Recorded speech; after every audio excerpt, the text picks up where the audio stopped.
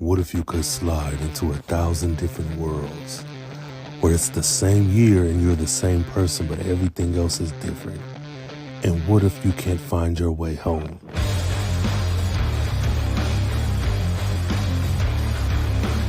Well, Robert Jeffries and I found the gateway. Now the problem is finding a way back home. This is Stumbling Through the Multiverse, a Sliders recap with Rain Coleman and Robert Jeffries II.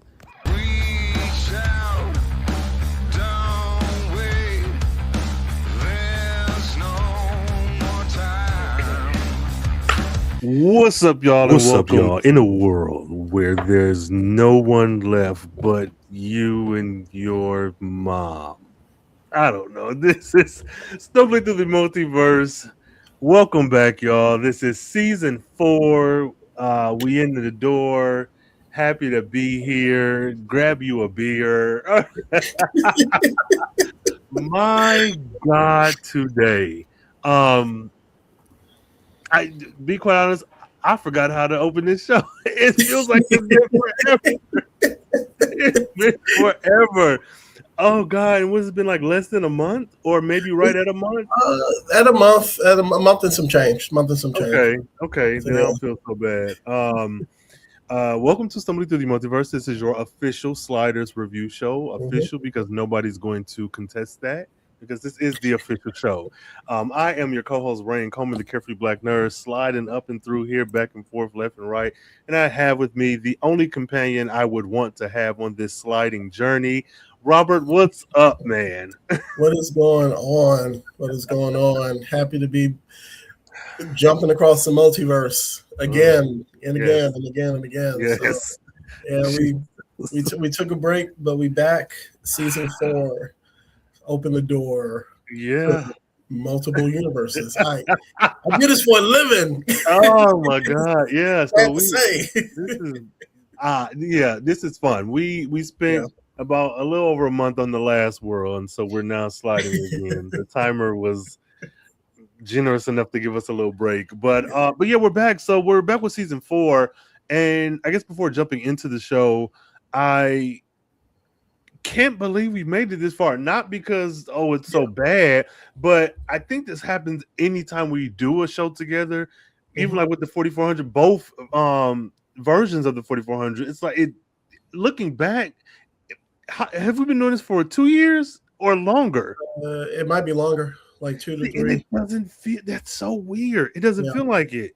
Well, are you talking specifically for sliders or sliders? So for sliders, it might just be 2. We might be at 2. It still doesn't feel, and I don't know what that is. I don't, because I know we were doing each episode initially, then we switched to 2, and I don't know if that switch maybe did it because we're kind of powering through the seasons a little quicker, but it just does not feel like 2 years. I mean, let me go and do the homework while. I mean, I will say, I went back and rewatched the the season wrap up for season 3, and one of the greatest decisions that we've ever made on this show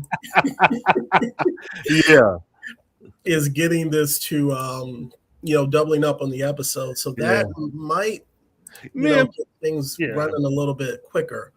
I can see that, because we would be in season, probably just at season 3, like in season 3 right now, like maybe early season 3. Yeah, we would be dying. We would. I mean, I love Sliders. Yeah, one of my favorite sci-fi shows of all time. But the struggle was becoming a little bit too real. And I don't know. But yeah, I'm still looking for it. Right. Yeah, I'm looking for the playlist. But I definitely say that getting through, having the feeling that, damn, have we been doing this for that long, or it doesn't feel like it, honestly was like a meta thing that added to my enjoyment of this season, of the opening of this season. Because even within, and it's like, I think the question or the comment was posed like, we've been sliding for 4 years. I was like, God damn it. I guess, yeah. I guess they have been sliding for 4 years. So that little, it was yeah. 2024, October 2024. So it'll be 2 years. Dang. It'll be 2 years this this coming October. So we haven't even hit to that's okay. Well, I mean, sliding does distort time. So I mean, Yeah. that makes sense. Jesus Christ. Okay, so we're back, you guys. For those of you listening and watching at home, we're going over season 4, episodes 1 and 2. Episode 1, Genesis. Now again, for those of you maybe new, I do not look at these synopses until we are on air. I just press play and stop it right before the credits roll. So I've never read this until just now. So the Kromaggs have overtaken Quinn's home dimension, Earth Prime. And we'll get into that. Yeah. And then Profits and Losses, Los Angelinos, I'm saying that wrong, sacrifice more than their worldly goods if they disobey the Oracle. So there's that. Yeah. There's that. So let's start with Genesis because I don't know that that synopsis for the second episode is weird. Yeah, that's a weird one. So okay, so one thing I did want to let's just get this off the table or out of the way. What are your thoughts on Wade not being there? Because that's the secret that that's one of the big things, or it's not even a secret that I've been like biting my tongue on, when this season starts. So like as somebody fresh to the series, what were your thoughts on that with the first episode? That shit pissed me off. Because I also assumed she was going to show up. Yeah. Like, oh yeah, they took off on this other world where they're breeding or whatever. And I'm like, okay, we are going to eventually rescue her. And so I was really pissed when the end credits popped up. Yeah. Where the fuck is Wade? So yeah, I wasn't happy with that at all. I don't like it. I'm assuming she's not going to show up for the rest of the season. Not a fan of this at all. Gotcha. Yeah, this is one of the things in Sliders lore or Sliders history that I can't stand. There are instances of actors and actresses leaving shows for whatever reason. Sometimes it's a kind of a mutual thing. Other times they might be written off, for the sake of the story. In this one, it was neither one of those things. It was some vindictive BS, and I'll just leave it at that. The biggest issue that I have, well, one of the ones is that story-wise, she's taken off the kind of the playing field off screen, right? So that's one thing. And the other thing is that you have the suggestion that she has been sent to say it. I was a grape. Yeah. Camp. So I'll put it like that. And it's it is not, this show is one of the pettiest, vindictive shows that I've come across when it comes to actors leaving the show. And this story thread speaks to the fact that some of the stuff that we've been talking to, that I believe wholeheartedly that there were no women behind making this decision, because it is one of the most tasteless, tactless, we think of another T word to toss in there, but creative decisions that has been made, and it does a disservice to Sabrina Lloyd. So I say this as if I'm like watching the show at the time, but this is one of the things that I hate about this show. And this is, so that's basically my thoughts on, creatively, and then also behind the scenes. Like this has never been something I've been a fan of. So like I said, I was wondering like how that would, and it's weird because like now I have to adjust my breakdowns and completely delete another character off the list, like another original character. Yeah. So it ain't good on no front. No, this shit sucked. This shit was gross, man. I'm just saying that. It was fucking disgusting. Mm-hmm. And this whole episode was shitty to me. Mm. What a way to shoot your fans in the foot, man.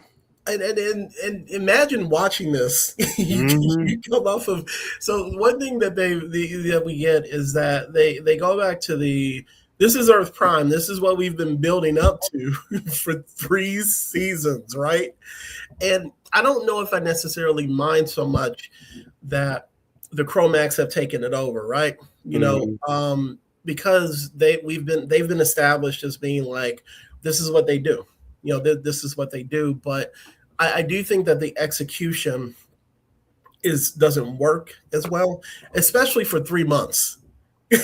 So when they show, one of the things that kind of gets me about this world is like, if people haven't watched it, the Wade and Remy, apparently when they got lost or separated from Quinn and Maggie, made it home. And Quinn and Maggie have been sliding after them for, I think it was like 10 worlds in 3 months, right? Mm-hmm. They say something like that. So for the past 3 months, Remy and Wade, they got a job because they're still in LA, so they're not in San Francisco. They got a job working at the hotel. I think he was a cook and she was a waiter. Yeah. And then the Kromaggs arrive, and then they're separated because the Kromaggs, with the invasion. But the thing that's also crazy is that when you start seeing the state of Los Angeles, and then also the biggest thing for me are the humans who are now collaborators. Like, in 3 months, did you just say, you know what? Just fucking like, which makes no sense. We've had 2 world wars. Why would we just give up to these people?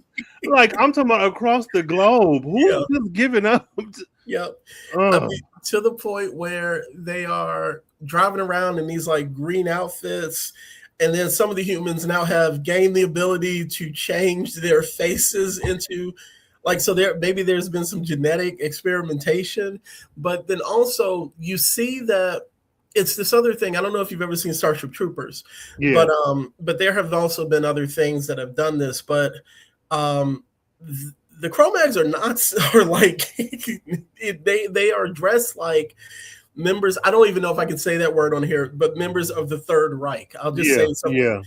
I'll just say that. So they are members of something that begins with an N and ends with a IS, right? And so when you see the model like that, who across the world was just like, you know what, 3 months in, let's join up. And it's just weird. So the Kromaggs so much, I don't necessarily mind because I was tired of Rickman. But I don't know, like, what are your thoughts about, like, I hated the Kromaggs. Okay. I hated all this shit. I hated it because it felt like I understand. I'm okay with the 3 months because it's like I'm assuming this was like the summer hiatus, and then you come back with the show. So I was okay with that. But I feel like for the Kromaggs to have been such a big deal and hinted at before, you're just dropping me in here. Why is this not a 2-part episode?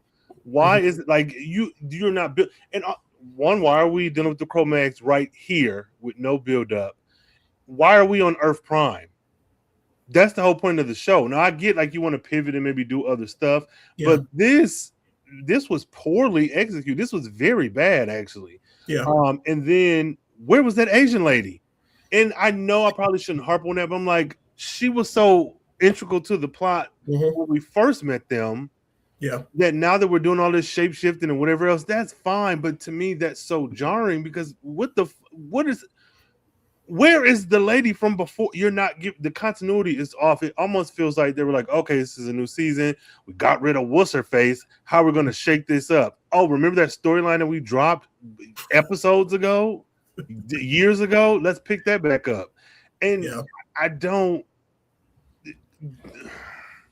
This should and you can't say that they didn't do this back in the day because there were multi-part episodes of series before. This honestly should have been a 3-part episode of like if you're just gonna drop us into it. This should have been a fight for Earth Prime. Yeah, this was.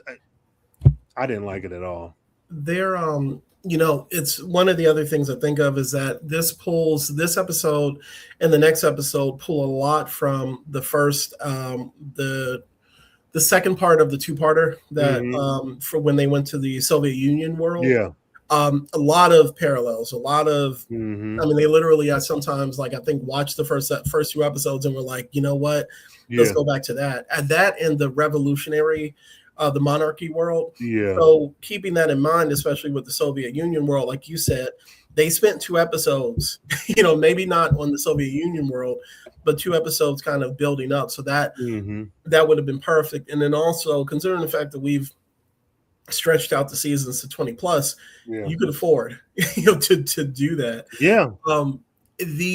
I think that I definitely agree with like the abruptness of just being tossed into this and seeing a war-torn Earth and everything and having it be jarring. I think one of the things for me was because I got so sick of them not utilizing properly the villains that they had for last season. Logan St. Clair, 1 episode and she gone, and then we are forced to watch this not Rembrandt, Rickman, just kind of like gesticulate all over, these different portals or whatever. I was like, when the Kromaggs showed up, I was like, okay, this is what I've been wanting. I think the other thing that's abrupt, that's one thing. The other thing that gets me is that apparently somebody was like, you know what? Kryptonians, y'all, let's do it. So I'm trying to get like all the major stuff out up front because we can break down the characters, we can break down that stuff. But what do you think about the fact that Quinn Mallory is now Kal-El from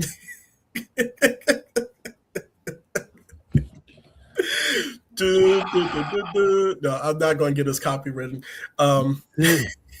This is the dumbest shit. I'm not even 100% mad at it. I'm not. I'm like, okay, that's a risk. And me hating him does not change. Right. But my thing is, what the fuck are y'all doing? Like, some of these elements in this first episode could have been episodes of their own. Yes. Because I'm also like, okay, I'm willing to walk with this retcon, but explain why the fuck every world we went to, they were never mentioned. I know it's a retcon. I know you're changing this, but like that was sloppy. Yeah. Oh, we hit them. What do you? Because what really pisses me off is you could. This is also my issue with Interview with the Vampire, so I'll sneak that in here. When Claudia was cast as Bailey Bass in season 1 and then changed to Delaney Hales in season 2, because you're playing with memory and the inconsistency of memory and unreliable narrator in Interview with the Vampire, you could have leaned into that, into the early 1900s colorism Creoleness, and that Bailey Bass and his memory is a fair-skinned girl, whereas present day she's brown-skinned. Same thing here. We have had multiple versions of Quinn's parents. Yes. You could have really leaned into, like, remember that man who was in the smoke, and we was like, who the fuck is this man? Exactly. It was like, oh, he threw me the ball, and like it took a minute for them to be like, oh, that's my dad. Why not play into that? Like, I feel like there are ways even back then, because no story under the sun is new. There's like 7 different stories you can tell, and you mix and match the details. Yeah. But so you can't say, oh, it was the 90s and such. No, comic books been around forever, and retcons have been going on in DC, Marvel, Image, and everybody. So it's just like, who the fuck cares about these people? I am a son of Krypton. Like, yeah, what shit. They're that's my note. I said I might have accepted this idea if his real parents, being Sliders who had sent him away, had been seated and clues been built up to it, right? Because I love a wacky episode, or like, if it's done well, and it actually would have given the Sliders an actual personal story, at least for Quinn, and it didn't seem forced, So I don't know if this is, and I'm not trying to use this as an out, but there are some times where shows basically go season to season, right?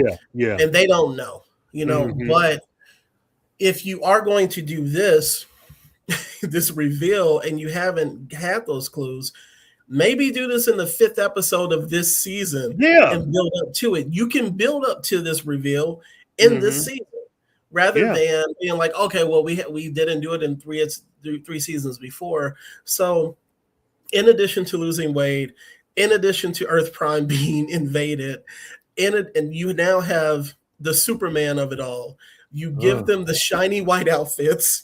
They look like Marlon Brando, and I don't know the actress's name that played his mom, but it looks like the Richard Donner Superman. That's like, he even looked like Mork to me. He even looked like Mork from Mork and Mindy. So that there was a lot going on in this one. And the big reveal is that aside from him having sliding parents, that his parents, this is the best part of the story. So the parents were fighting the Kromaggs on their world, had the sliding technology, slid him to Earth Prime, and gave him to their doubles. And so apparently after they were able to push the Kromaggs off the planet, they came back to get their child, and the Earth Prime parents hid Quinn and kidnapped this kid. It's like, and so now it makes his mom, who we have grown to like, she's been cool, and his dad, who we've seen a couple of times, it makes them seem like shitty individuals because they essentially kidnapped on every Earth, right? Because I have to assume that this is very bad, and it's really pissing me off because if you look at the pilot, the first 2 episodes, and the mom having an issue with like, what are you doing in that basement? You could have used that to be like, oh, my fear is that he'll create this thing and leave us.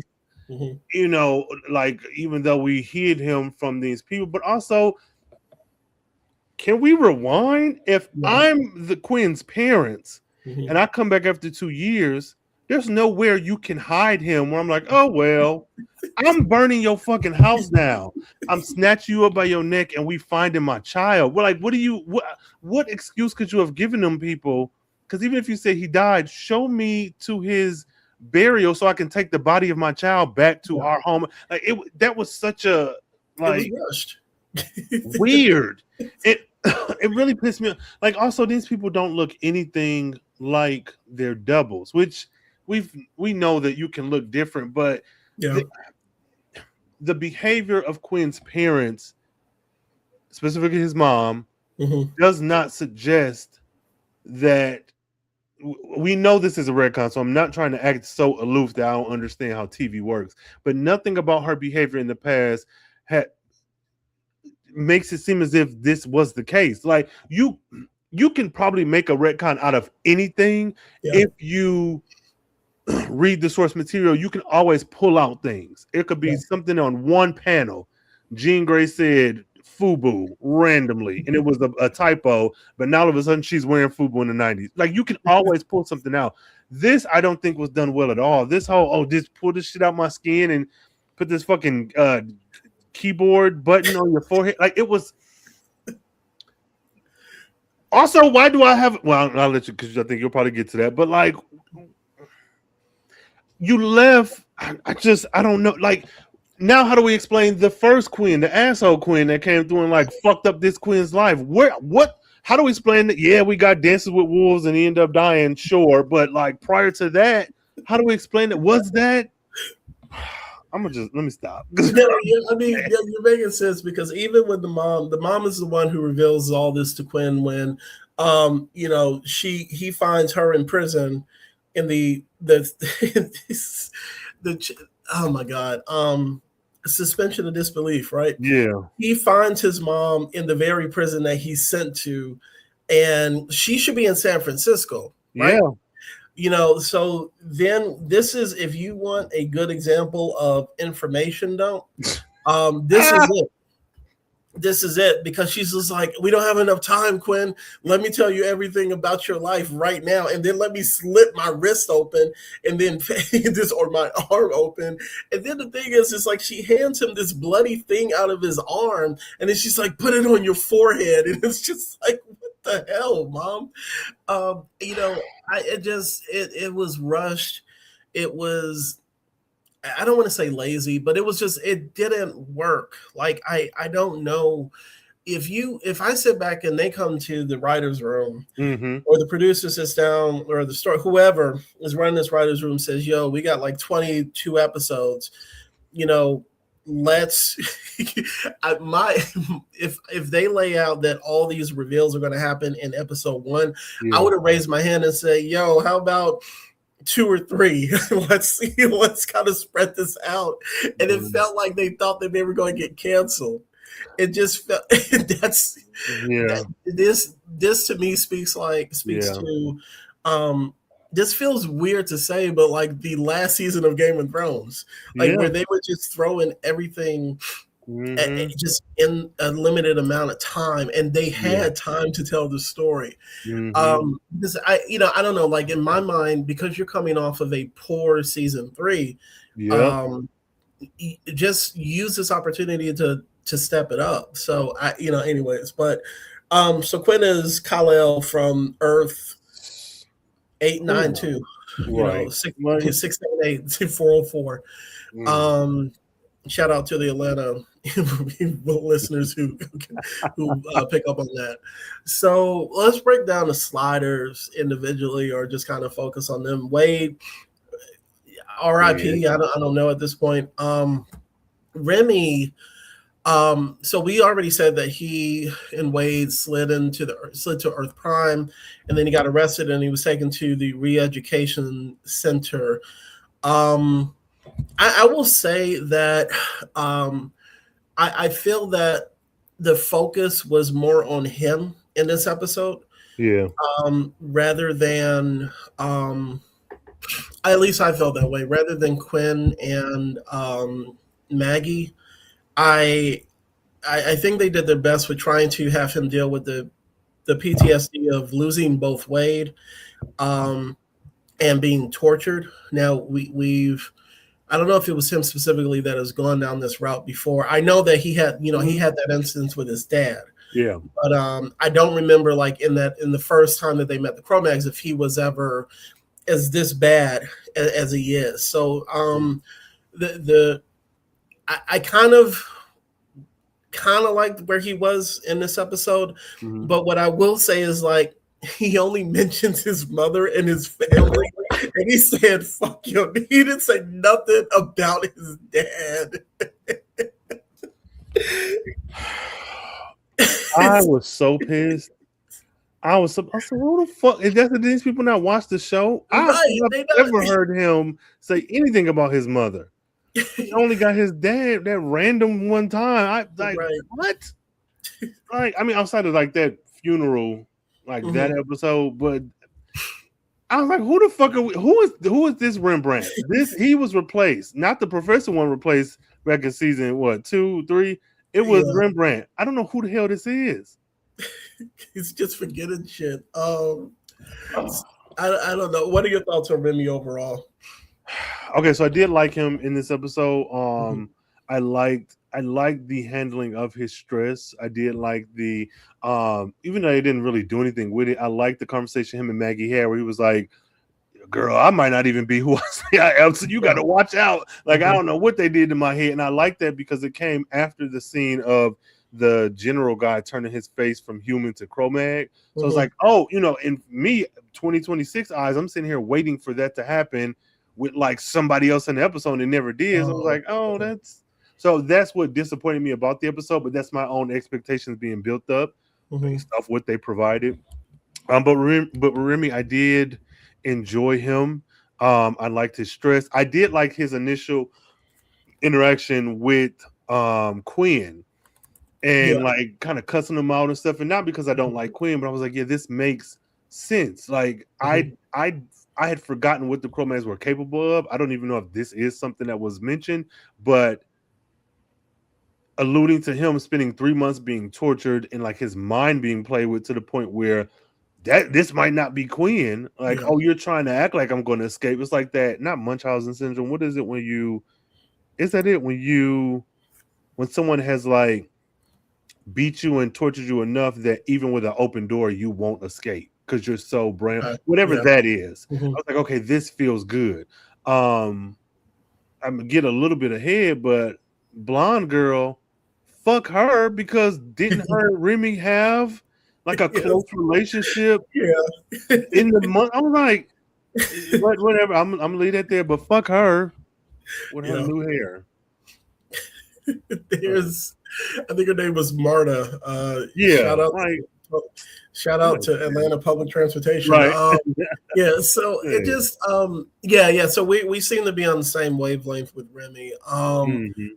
So that this was season premiere, his episode to shine, at least, with having the story focused on him. Maggie, she's on brand. She is. So no, I'm saying this like I'm trying to say this in a nice way. She's on brand with being the military person. I will say that they have kind of brought her around to the idea of being a slider, right? So they have gotten away with like, I'm a loner who was in the military, which doesn't appreciate loners, but I was a loner. And now she is back she's a part of a team. So so I like that. This weird relationship between her and Quinn, I don't know if they've like fully committed to it. It's like this kind of flirtatious thing. Yeah, there you go. So it just I that maybe not so much, but I liked her, with this. She when she snatched I don't know if this is the second or third time she snatched a gun out of somebody's hand. I would have beat her ass. Right. So like she forever snatching guns out of people's hands. So I don't know. I thought she was all right. I mean, for this. I don't know. What are your thoughts on Maggie? She is consistent. I'm gonna say she has been consistent. This is the same woman from last season. I don't care. The hair color may have changed.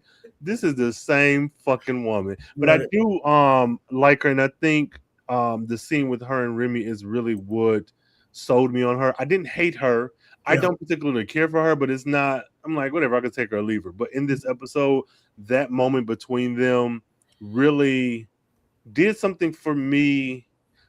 That talking through it now, I realize I'm probably going to be okay if them two, I mean, sure, Quinn will be there, but if those two are sliding for the rest of this season, like I'm mad that Wade isn't there, but Maggie, what I'm trying to say, it's like you're at school and it's someone who they don't bother you, but you've been with them since 7th grade and now you're about to graduate. It was like, you are annoying, but we have all this time together where if we see each other in college or post high school, we can grab a bite to eat. Like that's how I feel about her. Like I don't really care for her. I will say she looks good. I think her and Remy both look, either I've been away from the show for too long or maybe their hiatus changed them a bit, but they both look really good to me in this episode, like aesthetically and like them as people. They just look like they had a little bit of a glow up. So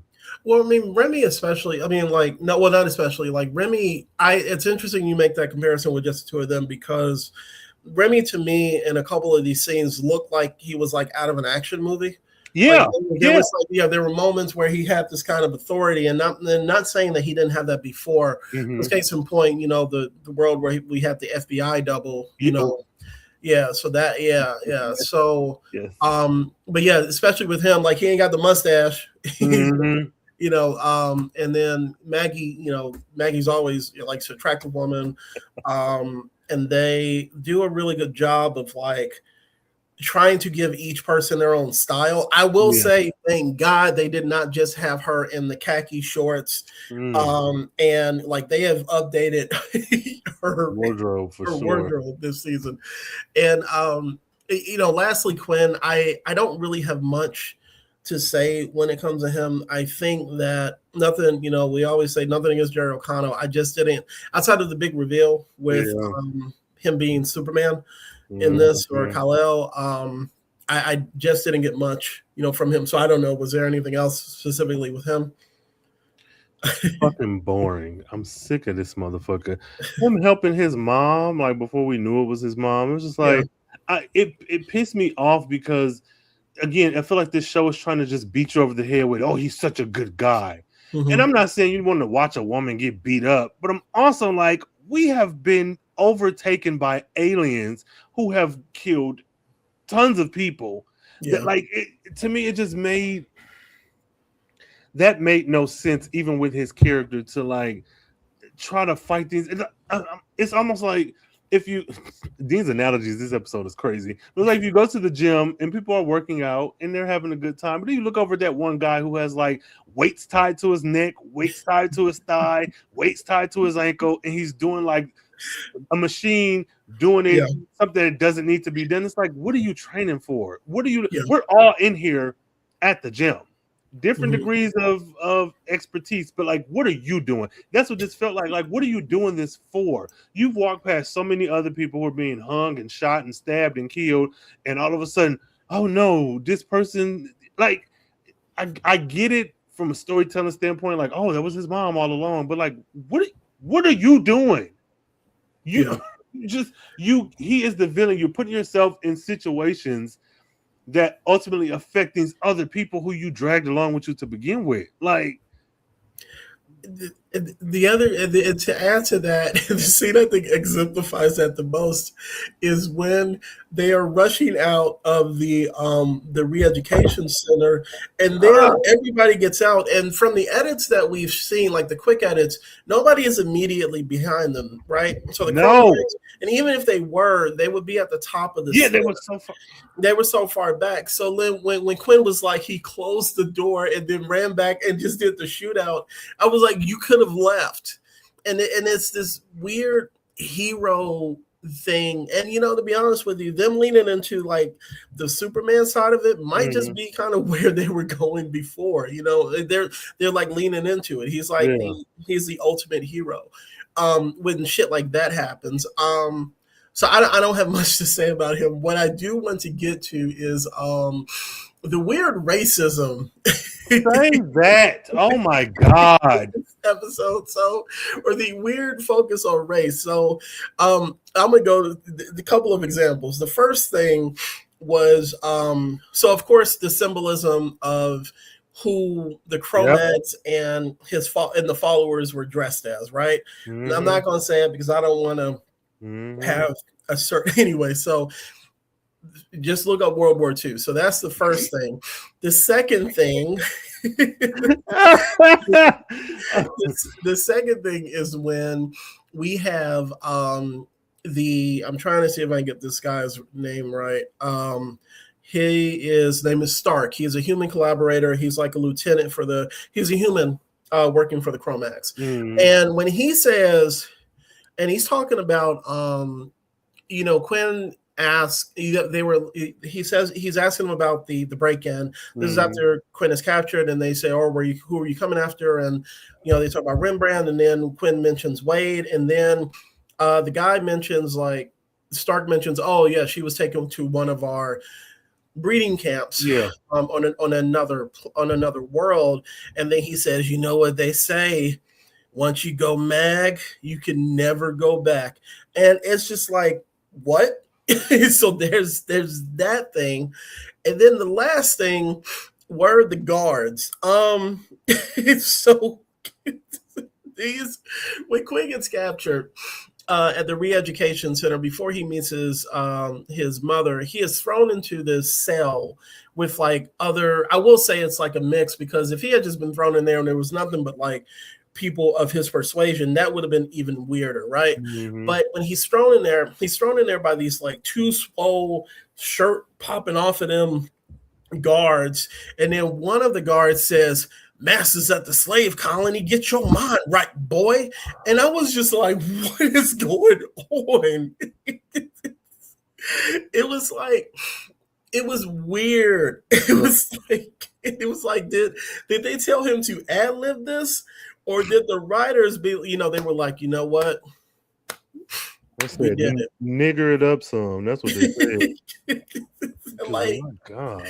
It was weird. That especially kind of, I had to pause it. I was just like, this is a weird ass point to toss piece of dialogue. I don't know. What were your thoughts? I mean, about all of it was gross. I thought that was particularly disgusting because they have not handled race at all. Well, not at all. Yeah. I was gonna say, yeah. Like it's always like it's very tone deaf, and it's definitely like there were no black people in this writer's room. Right.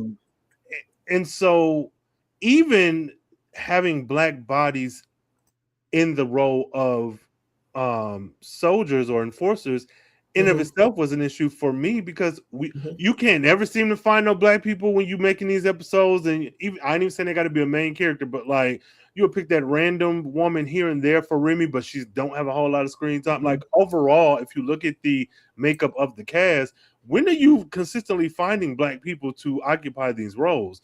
You haven't. And so now when you do find the most black people I've ever seen on this show, they're in this role, and it's like, black people are not a monolith, so we can occupy different spaces. We're on both sides of the political ideology spectrum. We're on all sides of like different beliefs. So I'm not going to say black people could not be enforcers of this Kromaggs shit, but for a show that doesn't handle race well at all, how is this where we ended up? It's like having I don't know if it's one for one the same, but some sort of indigenous camp, and you have natives are like, yeah, you better get inside of that camp and go nowhere on this reservation. You know what I'm saying? It just feels like here's a shorthand, and you cannot make me believe that this wasn't intentional, because when it comes to story, when it comes to a script, it has always been put this shit on the script that needs to be said, and put the bit of action so that the director can decide how this comes across. That has been the case forever. Yeah. So you can't tell me that any of this was an accident. Like that. You can't. Not at all. I mean, and specifically that line, he says, "Masters at the slave colony, get your mind right, boy." First of all, they're like, you know what? This is a vernacular of these people, right? That's probably what they were thinking. And then you are tossing in masters, slave, and then boy. So, and it was like weird.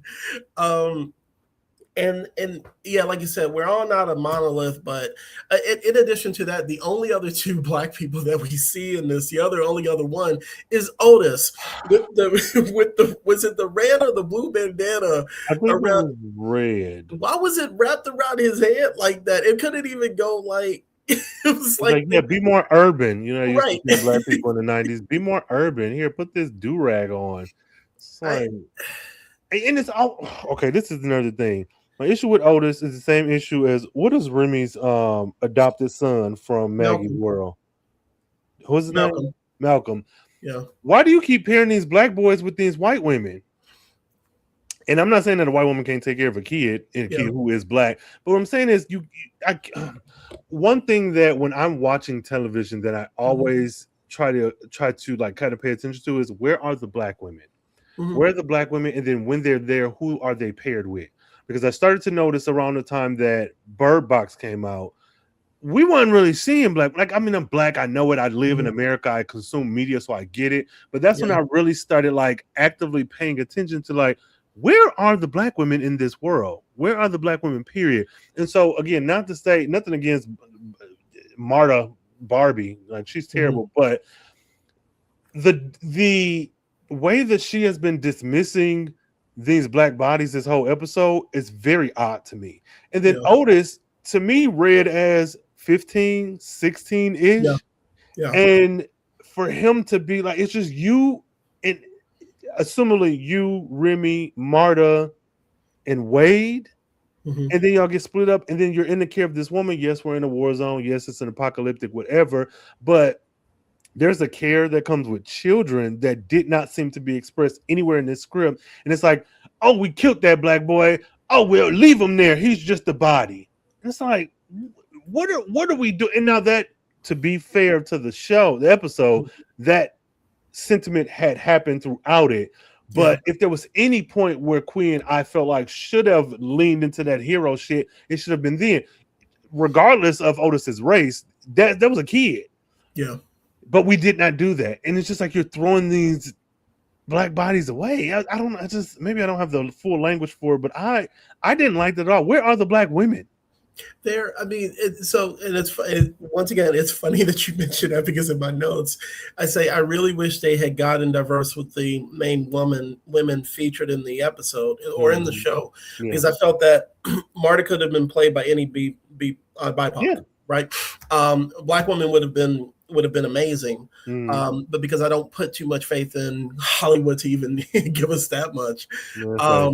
And you're in Los Angeles, right? You're in one of the most cosmopolitan cities in the world.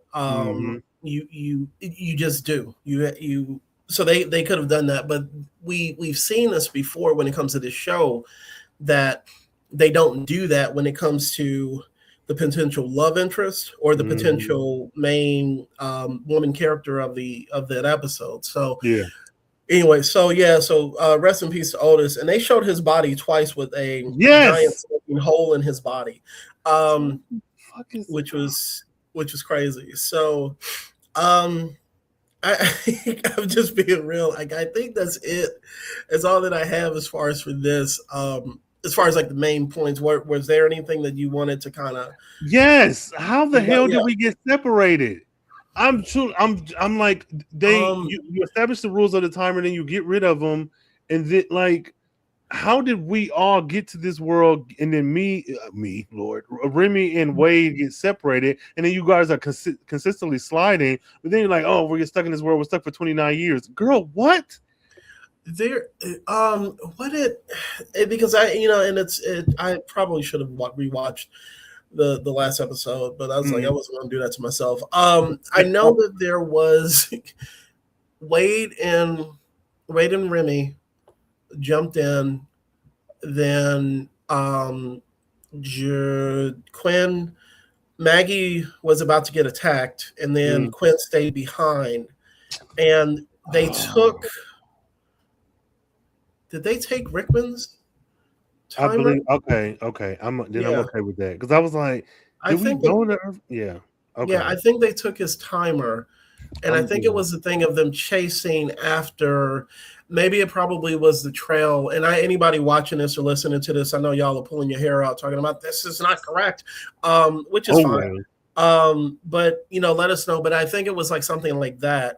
Okay. And now they're down to one timer, because there's no telling what happened to the first one. Yeah. When and then Wade and Remy's defense, they thought they had gotten home. They were home. They were in another city, and more than likely they were waiting for Quinn and Maggie to show up. Okay.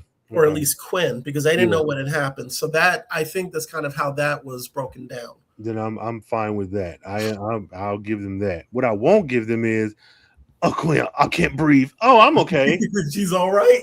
Then he says, maybe you've gotten accustomed to breathing on different worlds. And it's just like, no. What? Why introduce that to begin with? Like, where the fuck are we talking about? Why can she breathe now? Honestly, how the Wade and Remy get separated, 29 years, Kromaggs. Like, are we?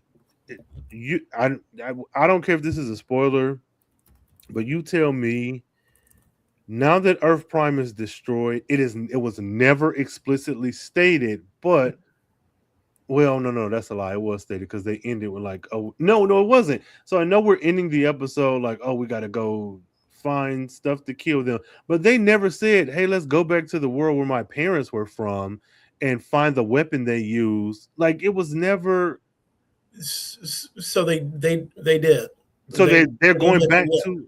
Yeah, they're looking for his brother, but they're also they did mention at a certain point that they are looking for Quinn, at least like hypothesized that if they were able to come back for me, there is a way to, because I know him and Remy have a conversation about it. Yeah.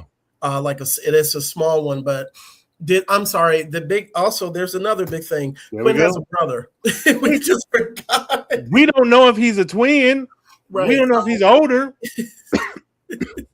I'm sorry, we forgot. Quinn had a brother. Damn, we went through this whole thing, and he's been taken to another world. So the big thing that Quinn is now doing is trying to find his brother, and the secondary. Well, I mean, another big thing is finding a method to take down the Kromaggs. So, sure. How do we know we ain't met this brother already? Because we just sliding all over. But and did his parents go? Whatever. I don't care. Yeah, I don't. Hey, man. So let's do these superlatives. What's your favorite and least favorite scene from this episode? Maggie and I was gonna say Reggie. Jesus Christ, Remy's conversation in the camp. She's like, just give Marta 1 hour. And oh girl, I might be evil. Like that was a really good scene to me. It was probably the best in the whole episode. That was my favorite. My least favorite scene was Otis being killed. Okay. So favorite scene, I'm going to double up with Remy and Maggie. And least favorite scene were the two guards talking about the slave colony. So we kind of compare with problematic depictions of race in this. So who's your favorite and least favorite character from this episode? My favorite character, probably the slave master, Scar guy. No, JK, fuck him. My favorite character, I want to go with Otis, but I got to go with Remy. I think Remy shined in this episode. So Remy is my favorite. My least favorite, probably Marta, even more than Quinn, because you're not a leader. You're actually a terrible person. And you really fuck these people over. So I got to go with Marta. I'm not a fan. Gotcha. So favorite, and we didn't mention him, but I'm going to go ahead now. Trevor, the hacker. I would have gone with Remy, but I wanted to choose a different person. Yeah. But Trevor, he was fun. He was fun in his kind of goofy way, and I don't know if this happens, but imagine if he was that same character that they meet on different worlds. I don't know if that'll be the case, but it would have been nice to see, more of the guy. But he has I think her name is Penelope from Criminal Minds. Like, okay. Yeah, I think her name is Penelope, but he has that kind of vibe. And least favorite character, I'm just going to combine them together. The two guards from that stupid ass scene. Man. So out of 3 turned around do-rags or handkerchiefs or whatever you want to call it on Otis's head, out of how many of those would you rate this episode? I'm probably at a 6, but I'm at a 6.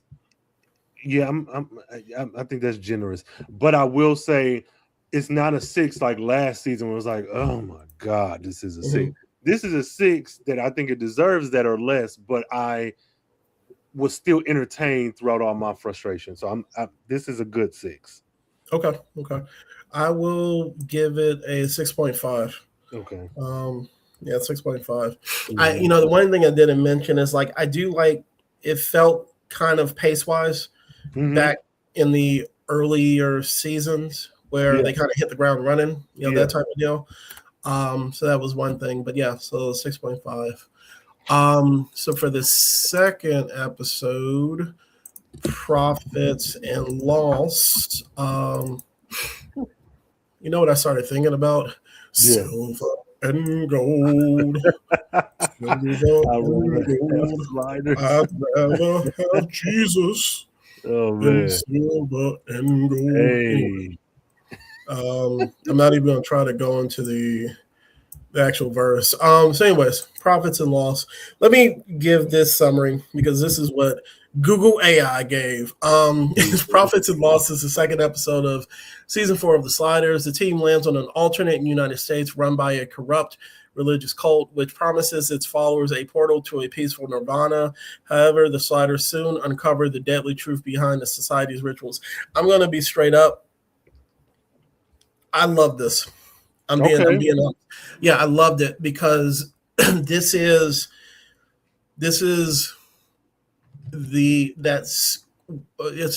a weird world, but it's a social and cultural commentary of where we're at in the real world, done in a kind of like over the top, way. And considering where we're at now, and I live in a Bible Belt, right? It did not seem so far off. Yeah. So this is kind of like it was weird to kind of come off of like the 6.5 and then go to this one. I was like, oh, who ate their Wheaties today? Who ate their Wheaties? Yeah. So but yeah. So the biggest thing with this, Eddie, was there any place you wanted to start with this, or just kind of? No, I'm good with whatever because I'm good. Gotcha. Okay.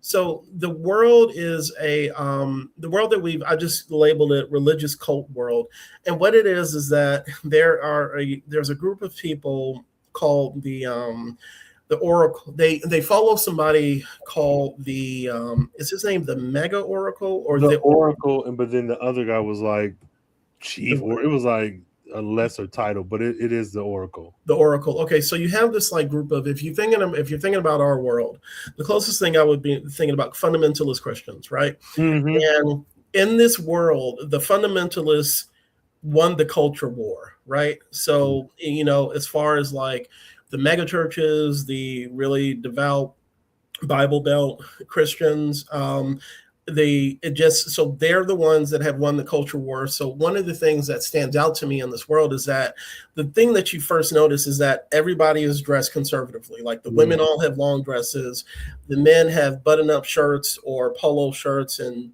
khakis. Nobody is wearing jeans, right? Nobody is wearing bright colors. Nobody is wearing what the Sliders are wearing. I think Maggie has like a skirt on with like some like stylish looking stockings and whatever, and then Remy has it's not a loud color, I think it's like peach or something, in his outfit, and then Quinn blue shirt or whatever. So even down to the style of dress, it is like kind of, what do you say, giving something that is like more conservative, right? And then also one of the things I also do learn about, I love about this world is that we are finally going back to the first 2 seasons where you have kind of the information dump, but they're looking at the newspapers, right? Newt Gingrich, I think, is the master oracle, or he's a politician, and he's in charge. You also have I think there are no political parties, there are no other religions. Everything is focused on the Oracle. And even when they attend like a service, the Sliders, it has a mega church kind of vibe to it.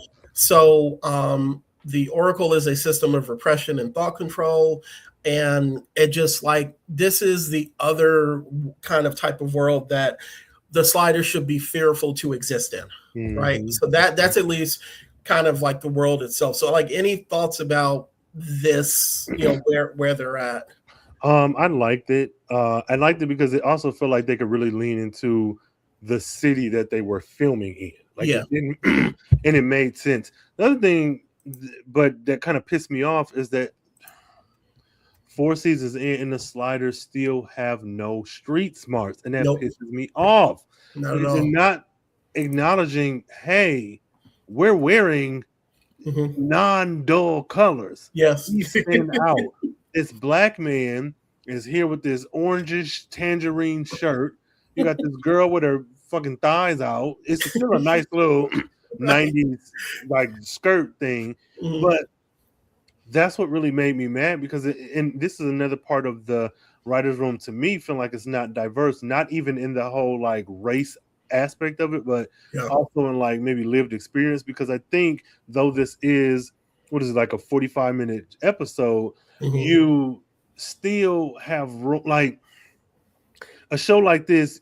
I feel like they're not leaning enough into the differences of these worlds, and it could be just to like make sure the runtime isn't too high, but there is no like fear of Remy. Again, I'm a black man of a certain age in this space when you've seen a lot of black people. Maggie, I'm a woman. I'm not dressed like these other women. What does that mean? What if somebody call me a witch? Then they see the little billboard. I forget, was it Darwin or somebody on the billboard? And it's like, that's not, you already know what the implications are on your world. Why is there no heightened anxiety? And that's what, but the world itself I enjoyed, but that sliders are just dumb. But even like, I think at one point when they're in the hotel, Quinn is like, I got to go back so I can check out their machine to see if there's,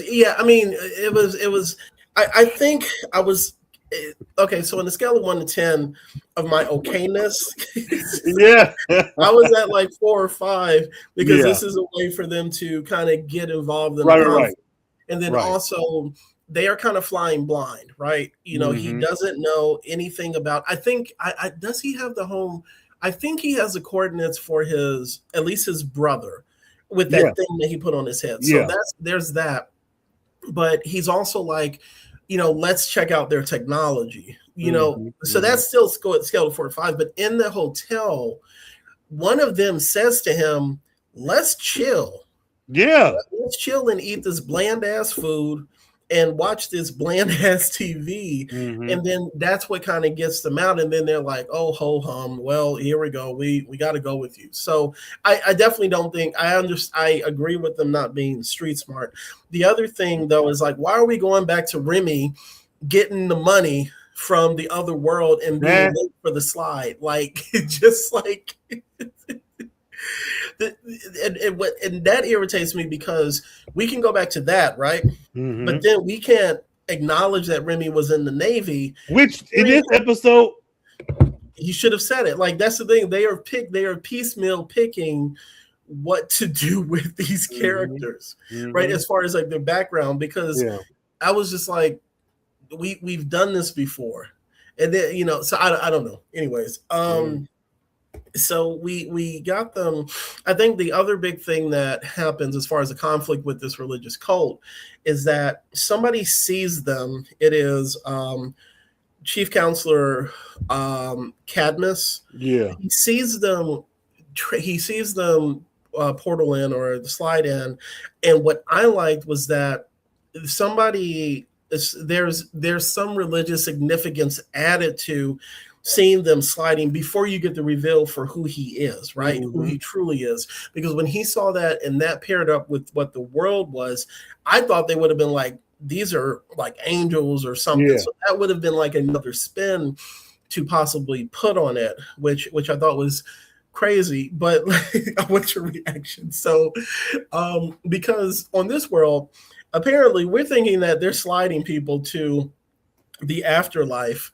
And what the sliders figure out is that this is the worst fucking pyramid scheme ever. These people, the Oracle's followers or the leaders or, you know, the acolytes, are taking people, taking their life savings and then putting them into a giant furnace and killing them. And then other people who are watching this, because this is supposed to be like some kind of ascension, you know, ceremony. Yeah. And people are watching this and they're like the welcomers. I think that's what they're called. Yeah. The welcomers are welcome to another plane of existence. But what the sliders figure out is that they are flash frying every person who goes through. When you realize that, what were your thoughts? what the fuck are we doing? I was like, do they not smell? Do we not smell flesh?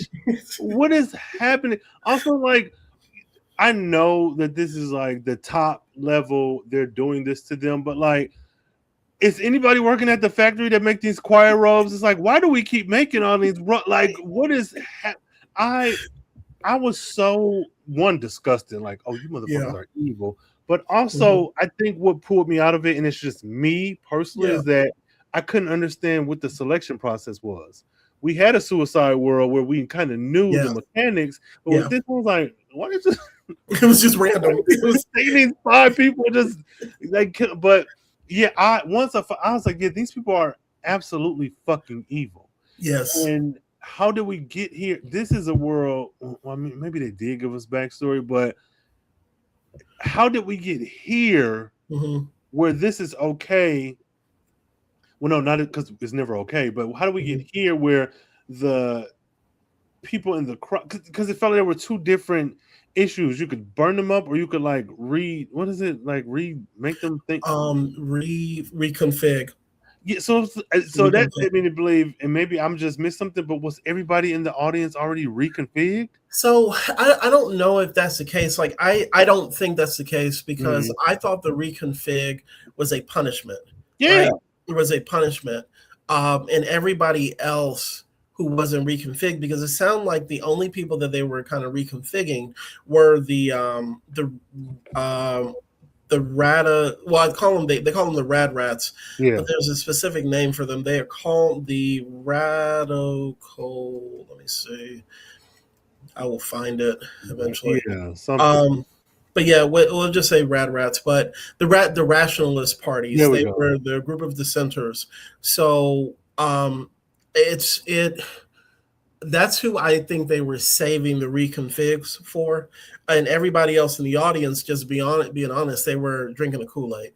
Now, the head canon that I pulled for the people who were being welcomed, the welcomers, were the people with money, were the people who had given at least a sizable enough donation. Because if you think about it, I think the parallels that they possibly, and once again, I'm probably giving this lore more like background, just more of a background than they possibly did. But think about people who pledge to universities. Think about people who tithe the most at church, right? Who, sometimes there's a status that's associated with that. So I think that I think that was where they were going. The other thing I'm thinking about is, like, I'm a huge fan of the Righteous Gemstones. Okay. So this was right out of that kind of playbook. So that's at least that's how I kind of broke it down. But to your point, if they don't explicitly say that, you have to start like figuring this stuff out yourself. So we established the Rationalist Party, the group of dissenters. The big thing that you have here is you have yet another parallel to the Soviet Union world, and then the monarchy world from the first season, which you have a revolution, a rebel group that is fighting, a dictatorship, a totalitarian regime or oppressive regime. So we got the themes. Shout out to the Samson, who is, I know him as Trip, Lieutenant Commander Trip, or Trip from Enterprise, Sergeant Enterprise, and he was also in Stargate Atlantis as his name was Michael, with a Southern accent and twang. The one spouting out quotes every few minutes, but the leader. So that's the world, that's the conflict. I think as far as like with the sliders specifically, well, let me just take weight off the board. I apologize. It's like I feel bad about this shit. So Maggie, we start with Maggie. Any words or any thoughts about her in this episode? She's useless. Like, I don't know. I mean, she cool. I mean, I don't know. Whatever. She all right. I think her and Jane, was it the blonde girl who visited her in prison, which was like, girl, we are not friends. I I felt like she could have done more, and of course it's the show fault, not her. Could have Mhm. done more with Jane. And I feel like, and I say that because I feel like there is a conversation to be had surrounding religion where um that you can have with this show that you maybe can't have in the real world, because Mhm. in this show you know for a fact these people are killing, you know for a fact you're Yeah. sliding, and you know for a fact we aren't dealing with God per se, we're dealing Yeah.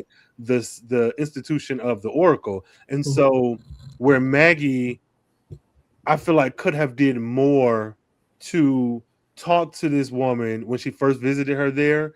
And because she was reading the brochure, she was like, "Yeah, me and my friends were, we're trying to learn a little more." That was an opportunity to get this woman to give you more information, give me a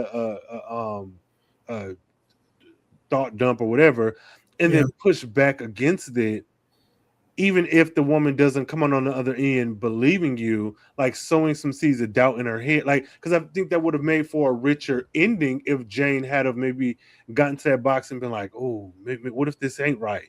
Yeah. I just, yeah, but all in all, I think she was okay. Yeah. I hate that she was lauded as the military person when Remy was right there. "Oh, I'm the singer. I shuck and jive for my two white counterparts," but that's it. The, yeah, I mean, they, once again leaning into the military side of things, which is, that's her thing. The professor was always like the pompous, science, scientific mind of Mhm. the episode. So she now has that role of like military tough lady role, which is not bad. What I will say is that I did appreciate them trying to give her an emotional story arc, Yeah. but they It didn't, possibly didn't do enough with it, because there was mhm. that moment when they escape, after, when they're about to be welcomed, Mhm. um, they go to the world for like a couple of minutes, and Yeah. Samson's like, "We got to go back." Um, Quinn has that moment where when he sees her looking around and says, "You were hoping that Jane was here." Mhm. It's like, and then she says something like, "Yeah, I know it's not the case, but I was hoping." So Yeah. it was like, it speaks to the fact that she had been affected by what had Mhm. happened. And I think in a kind of a more richer storyline was this. I draw a comparison to how Remy Hmm. and the lady from the this sounds stupid to say, Suicide World, Yeah. their relationship. So I Yeah. think that they were trying to do that for Maggie, and I was like, okay, at least y'all were trying something Yeah. new. Yeah. For Remy, I I think that he was another episode where I actually think he was good. I enjoyed more of his like kind of take on the world, his kind of comedy, where he would like, there were a couple of moments where he talked about that, the conservative nature, having to be on the side of, um experience, not experience, he doesn't speak to it like as a black man, but there are moments where he is talking about this world, Yeah.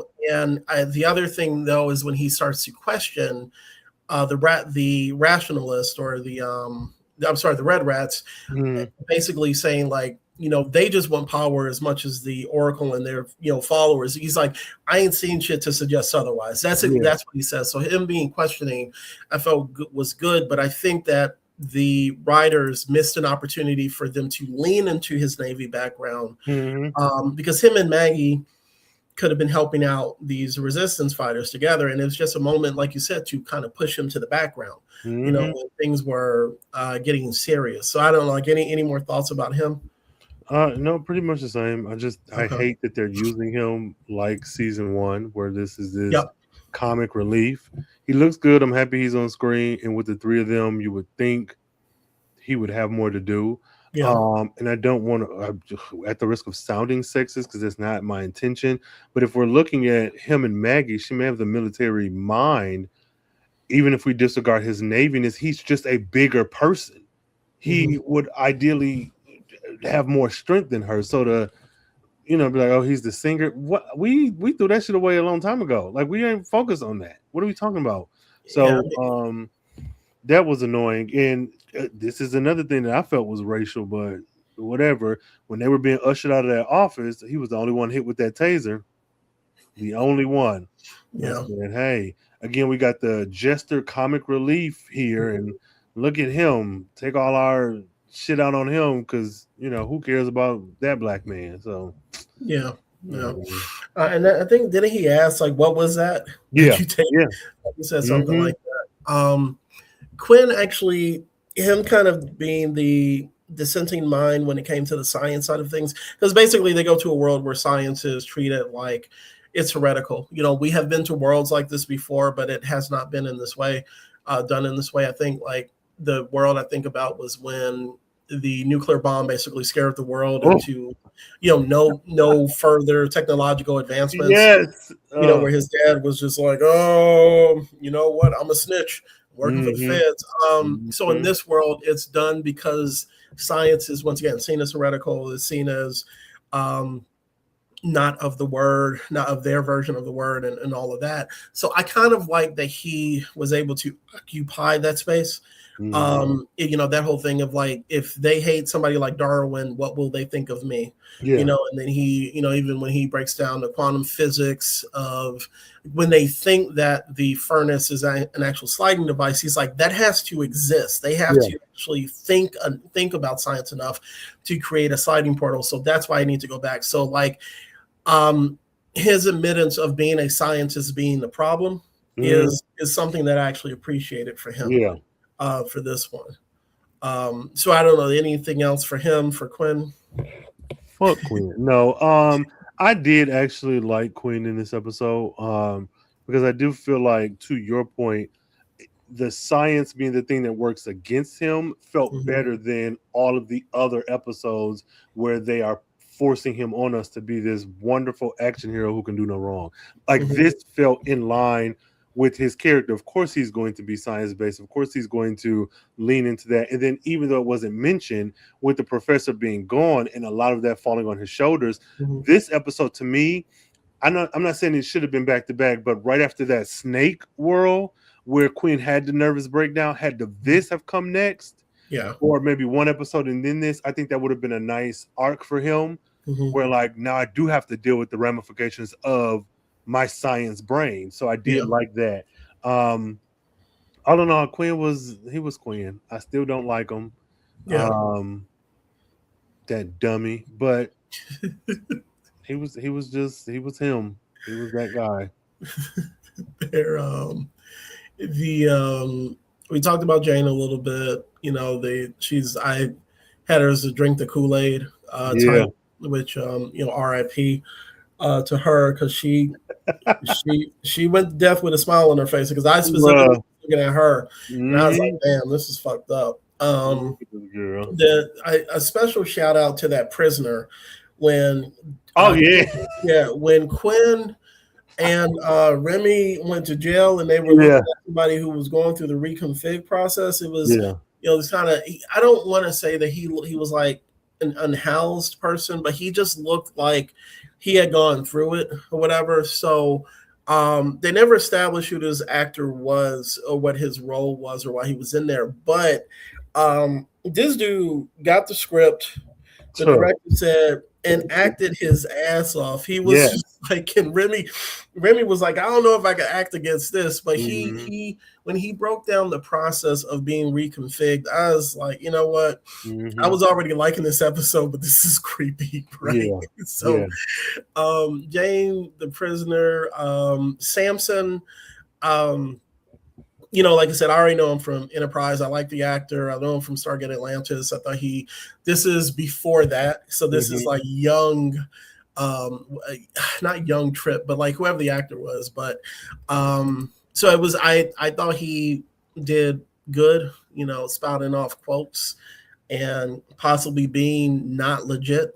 So I enjoyed him. So I don't know, any thoughts about Samson or Jane or anybody else? The prisoner, I know this is stupid, but for a like brief couple seconds, he sounded like the professor to me. And I was like, did they bring him back as a variant for this episode? I don't know. And I got my hopes up and I was let down, but his acting was so good. He did that so well.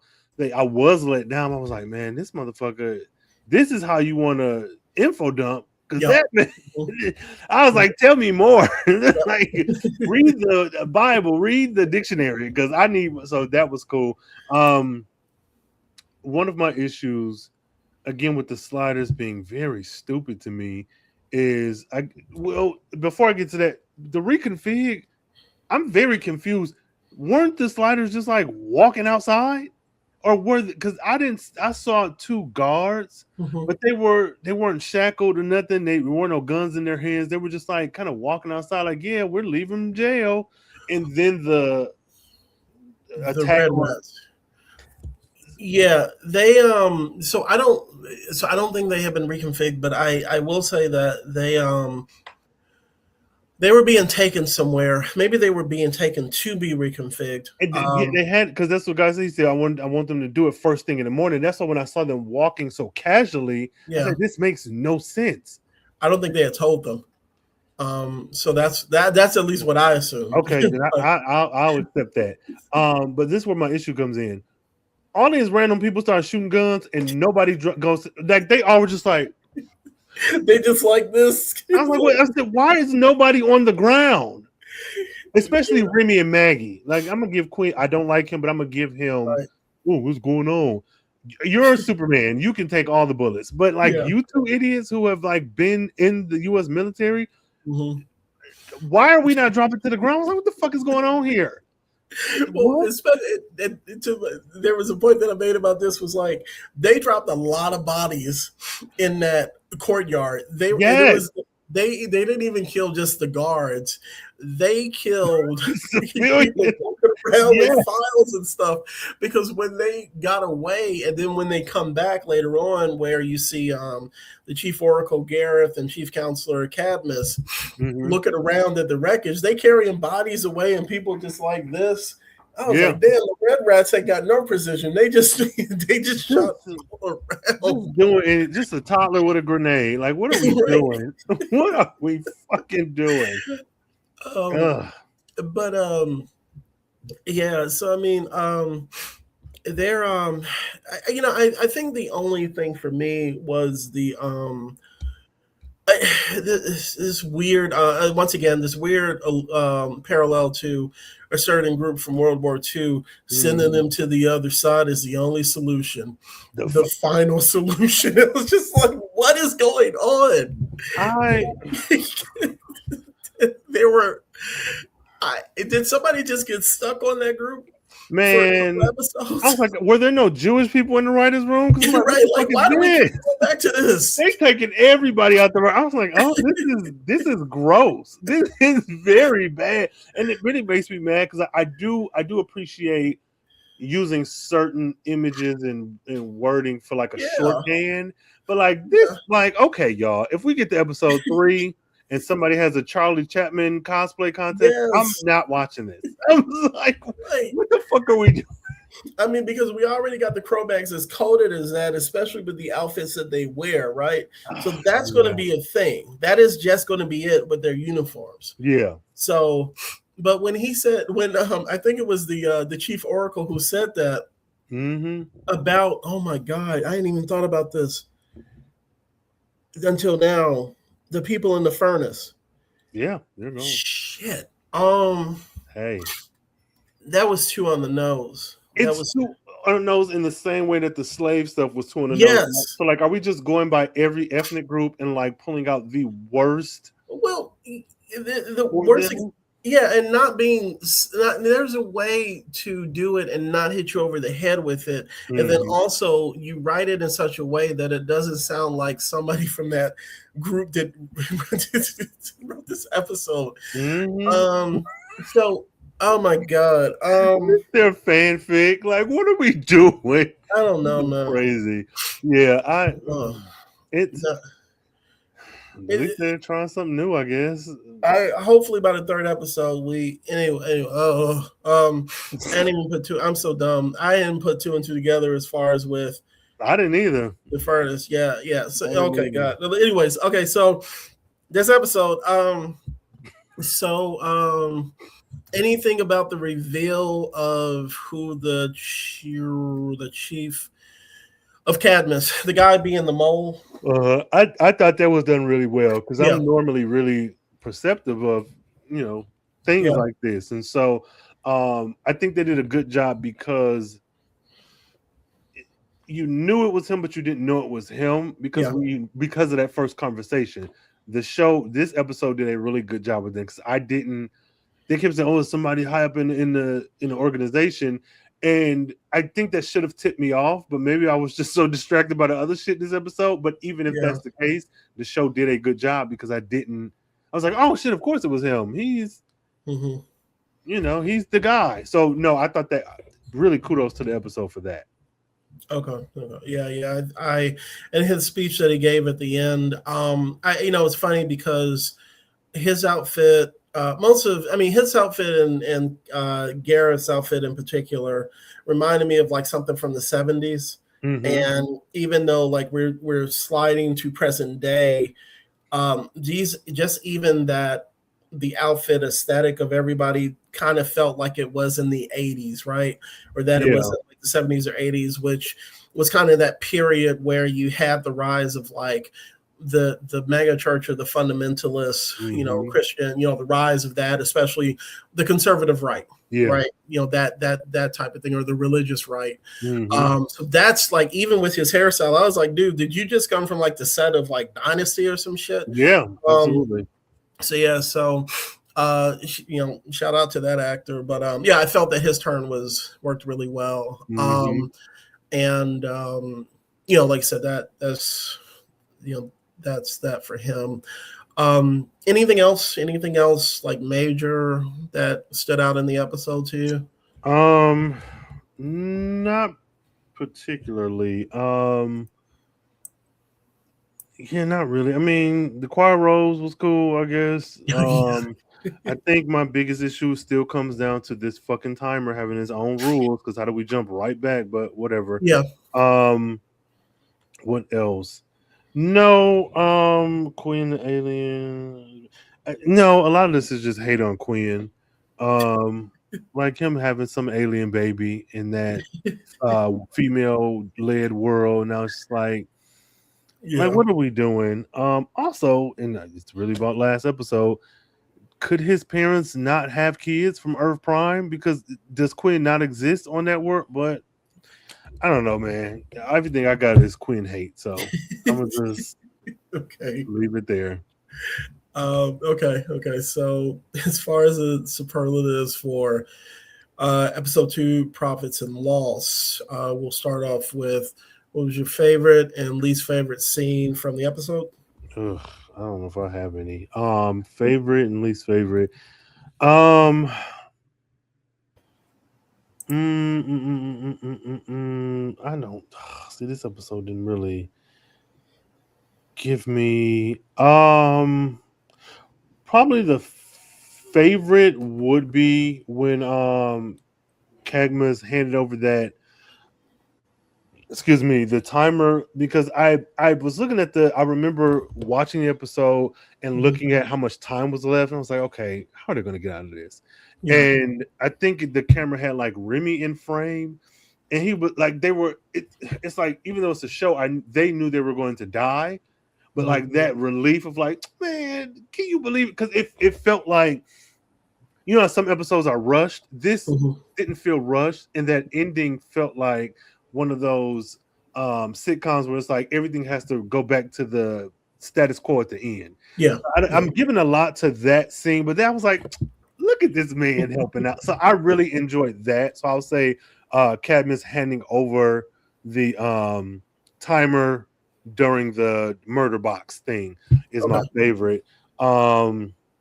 Least favorite, probably that scene with them being interrogated in the Oracle's office, because I didn't, again, it felt like these people are not street smart at all, because the way that they were answering questions, and even like not even like lying, but like we're not from here. Yeah, like it's like you're not thinking, like, I don't know, because even when the Oracle's like, this is 3 felonies and a misdemeanor or whatever, it's like, Y'all should have saw this coming. You're answering these questions like you're bad actors. I mean, Maggie is, but like everybody else, you're answering these questions like you're bad actors. She's not great. So that's my least favorite because I was like, this is stupid. This is dumb. Well, I mean, it's weird because like that scene felt like when they're answering the questions of you mentioned this, it felt like a sitcom, right? Yeah. But you are dealing now with an organization which is burning people alive and taking their money. Like the scene should not be written with the him and Han, that it just felt weird. So yeah. Y'all knew this at that time. That's the thing. Like you knew this. So my favorite scene, this may be a scary, a disturbing one, but when they realized what was happening to those people, like the look of realization, because that, okay, so it goes from like, okay, these just some conservative squares, right? They live their lives how they do, right? And then when they realize that these people are being killed, yes, it's just like, yo, this we gotta leave. Quinn, fuck your research. We got to get the hell up out of here. Favorite scene, least favorite scene, might have to be them not utilizing, them relegating Remy to just the entertainer, in the scene with the resistance. So I'd say that. So, and your favorite character and least favorite character? Oh, do I even have a favorite? I want to go with Cadmus, but I kind of want to go with Jane because Jane was just like, "Bitch, I'm here for the ride. This shit is fun." Like Jane was, nothing shook her. Like, first of all, why are you in this jail, Jane? Get out of here. I'm going with Jane. Yeah, I'm going with Jane. She was get the hell out of here. Yeah, I'm gonna go with Jane as my favorite. My least favorite. I think even though I don't like Quinn, I think the Oracle is my least favorite because I think the whole episode once we realized he was taking people's money. This is the same argument that I have in present day, and it's about using religion. It's like, what is the point? Like once you're the Oracle and you're taking people's money and you're killing them. Okay, fine. But what's the point? Because now that you get the money, you still have to put up the facade of Oracle, of religion. Like what is the point of the money if you're not? I don't know if I'm making sense, but it's like, I'm not saying you have to do bad things, but if you really believe in Oracle or believe in God or whatever, you're going to be nice to your fellow human. But if you're taking the route of taking their money to make yourself richer, okay, fine. But then at what end? Is it just to get nice suits? Why are you killing these people then? You know what I'm saying? Like even with the Oracle, okay, you've killed these people, but what are you doing with the money now? Is it just to have money? Are you going on trips? Are you getting prostitutes? Like, what are you doing with the money? And so, I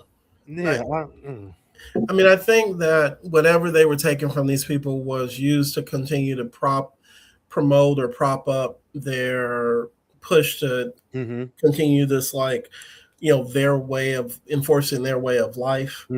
I do think that this is the worst pyramid scheme to enforce, where once you get to the top of the pyramid, you can go to this world as a welcomer, but because this ain't legit, then we got to kill you, right? And that's some Batman supervillain type of shit right there. Crazy. Which is crazy. Never. Primerica could never. Like, what? I mean, Jonestown. That's all. It's not too far off. I mean, people pervert their faith for their own selfish and psychotic means, their goals. So, on that happy note, my favorite character is I will go with the prisoner because I think he did a really good job of kind of like, establishing how the effects of what living in the world would be in this world would be like. Mm-hmm. And least favorite, I would have to say whoever wrote the scene where Rembrandt just says, "I'm an entertainer." Mm-hmm. That is not my favorite character for this episode. Whoever So wrote that, room. Shit. yeah, whoever suggested that in the writers' room. Mm-hmm. So out of 10 welcomer robes, out of how many welcomer robes would you rate this episode? I'm gonna go 6.5. Okay. That's only because of the added racism. Otherwise, I would have given it a 7. But I did think this was a fun, not fun. Well, no, this was like it gave me season 1 feels, Yep. and so I'm not. I still have issues with it, but I'm gonna give it a 6.5, and that's a positive 6.5. That's not a negative one. So yeah, 6.5 for me. Okay. So I'm going 7.5. Okay. 7.5 for one of the reasons you mentioned. It gives us season 1 kind of vibes. Back to the social, political, cultural commentary, and the most like darker, just outlandish way. Yeah. And I this feels like a Twilight Zone episode, right? Yes. This feels like a Twilight Zone episode. I agree. So for that, and depending on how many, the next time I watch it, it'll probably go up to an 8. I do definitely think there are things that could be worked on, but I think 7.5 is at least close to the 8, to say like, oh, okay, this is worth checking out, and it's a good representation of what Sliders can do, when it does it right. So 7.5. So okay, that's fair. Yeah. So I think that wraps up the first 2 episodes of season 4. Yeah. Good Lord. Listeners, viewers, what do you rate these episodes? Let us know. Who are your favorite and least favorite characters and scenes? Because my God, I will say this: season 4 is not boring so far. No. They came in swinging, so I will give them that. They had to use terrible racial heartache to do it, but hey, a win is a win, I guess. It's like, what happened to the writers over the summer? They all faced their own set of racial issues. They were like, I watched Roots this summer. No, truly, I watched Roots and Amistad, and I just it was crazy. My kid was in summer camp, and they had to cosplay sharecroppers. Whatever. Oh my God! Oh shit! I don't. I mean, that's what this episode. Oh my God! But yeah, so listeners, come back. Yeah. Oh my God. Okay, Robert. How can we find you? What are you doing? Give us some stuff. I'm writing stuff, so I can say that's what I'm doing. But you can find me at Robert K. Jeffrey, JEFFREY.com, RobertKJeffrey.com, and on Instagram at RobertK.Jeffrey, RobertK.Jeffrey, JEFFREY. Good deal. You can find me on all social medias, Carefree Black Nerd, and I have also writing. I released the book, y'all. It's already out. RainColeman.com. This is still in my contemporary bag. I am writing these stories, and as of when this episode goes up, it is currently my birthday. So go ahead. Happy birthday! Thank you. I appreciate it. Happy birthday to me. I am 21 years old, and that's my story. I'm sticking to it. So I don't know, man. You got any final thoughts about the episodes? Anything else, or? Better start than last season. I say that. Better start, even with the issues that we brought up. So hopefully it can only go up from 7.5 for me and 6.5 for you. Well, y'all, I don't know. You know what it is. Stay carefree, stay nerdy, stay geeky, and if you decide to slide, keep track of the people you sliding with, because if Wade doesn't come back and we lost the professor, fuck this shit, man. Yeah. All right. Happy sliding, y'all. Happy sliding, y'all.